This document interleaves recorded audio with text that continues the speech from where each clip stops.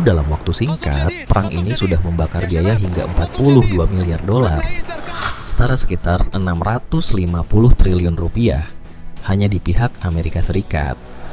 Israel juga menghadapi beban perang yang tidak kalah besar. Nilainya sudah bukan lagi sekadar besar, tetapi mulai terasa di luar nalar. Namun yang hancur sekarang bukan hanya anggaran. Medan perang mulai melahap aset-aset paling mahal satu persatu.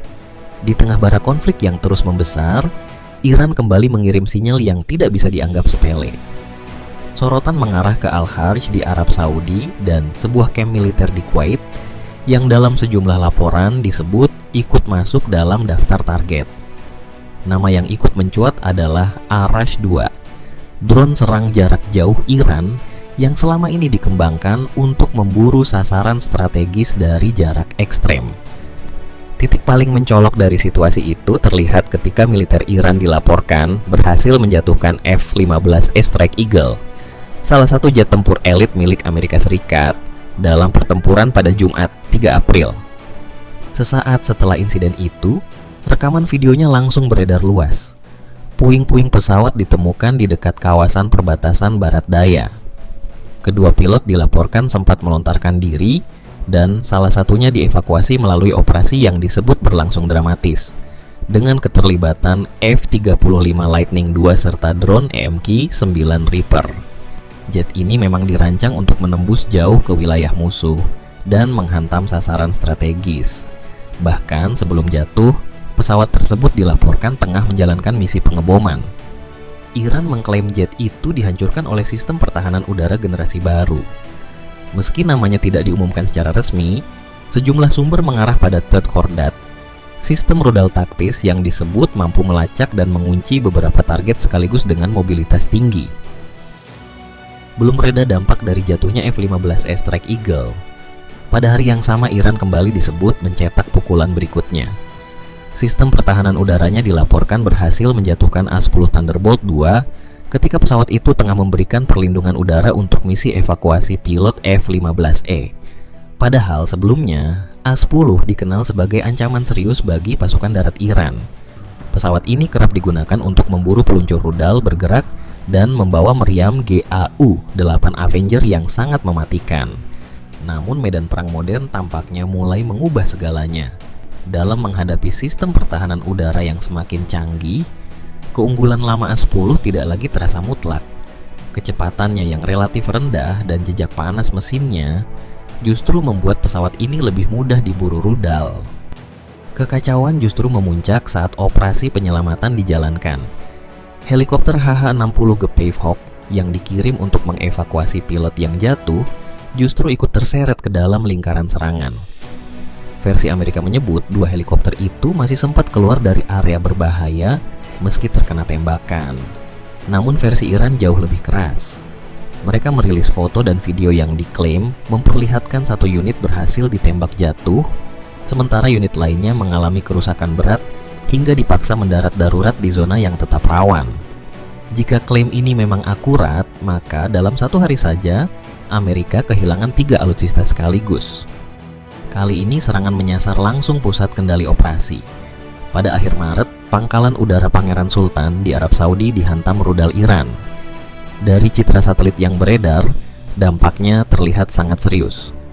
Dalam serangan itu, 2 unit IC-130H Compass Call dilaporkan ikut terdampak. Compass Call berfungsi sebagai pusat perang elektronik yang mampu mengacaukan komunikasi, radar, hingga sistem navigasi lawan. Masalahnya, armada pesawat semacam ini juga sangat terbatas dan tidak mudah digantikan dengan cepat. Jadi jika benar ikut lumpuh, yang rusak bukan hanya aset mahal, tetapi juga kemampuan Amerika untuk melihat dan mendengar di medan perang. Sebelum pangkalan di Saudi dihantam, ada satu insiden lain yang sempat muncul diam-diam namun membawa sinyal bahaya besar. Beredar rekaman puing ekor KC-135 Stratotanker yang diduga ditembak jatuh di Al-Anbar, Irak Barat oleh kelompok proksi. Padahal KC-135 biasanya beroperasi di ketinggian aman sekitar 5.800 meter. Namun ada titik lemahnya. Tanpa perlindungan jet tempur, tanker seperti ini bisa berubah menjadi sasaran yang sangat mudah, terutama bagi rudal permukaan ke udara seperti 358 SAM. Dampaknya jelas bukan hanya hilangnya satu pesawat. Tanker adalah napas bagi kekuatan udara. Tanpa mereka, jangkauan jet tempur langsung menyusut, ruang operasi menjadi sempit, dan dominasi udara yang selama ini dianggap kokoh mulai menunjukkan retaknya. Ancaman kini tidak lagi selalu datang dari rudal besar atau senjata mahal. Justru yang mulai mengubah medan tempur adalah serangan dari perangkat yang jauh lebih kecil, lebih sederhana, tetapi sangat mematikan. Di Victory Base, Baghdad, sejumlah aset penting milik Amerika dilaporkan ikut menjadi sasaran. Di antaranya helikopter UH-60M Black Hawk dan radar AN garis miring MPQ-64 Sentinel.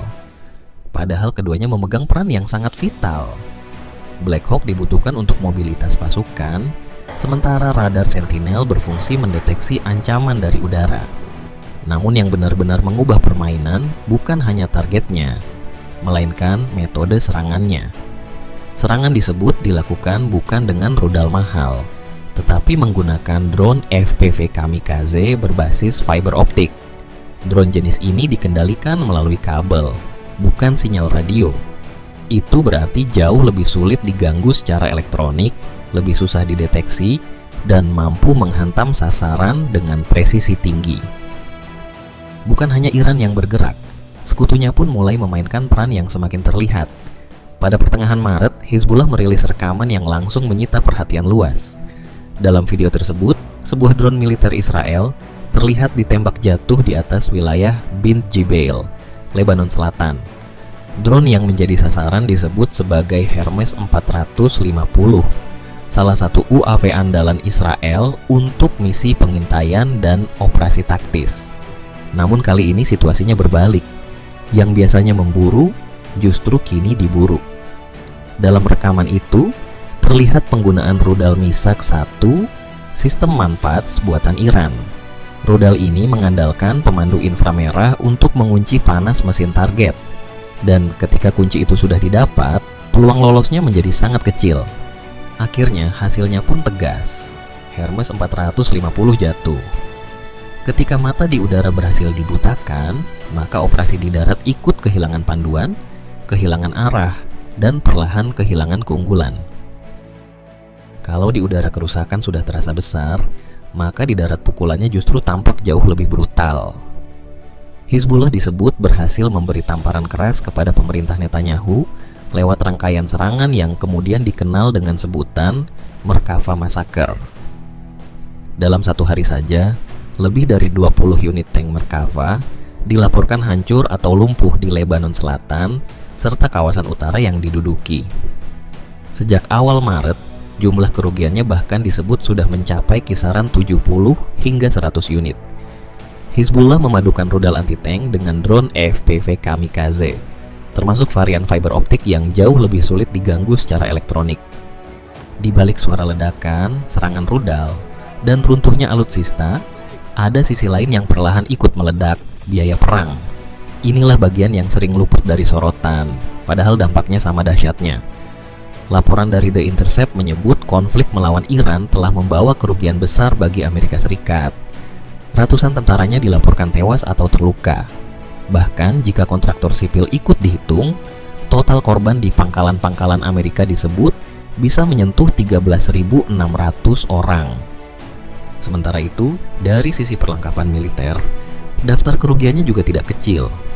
F-15 Strike Eagle dan A-10 Thunderbolt 2 dilaporkan jatuh. Pesawat AWACS E-3G Sentry disebut hancur.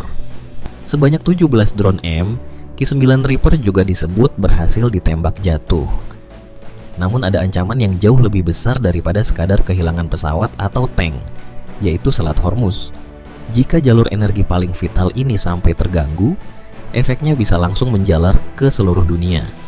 Harga minyak dapat melonjak, inflasi terdorong naik, dan ekonomi global berisiko terseret ke arah resesi.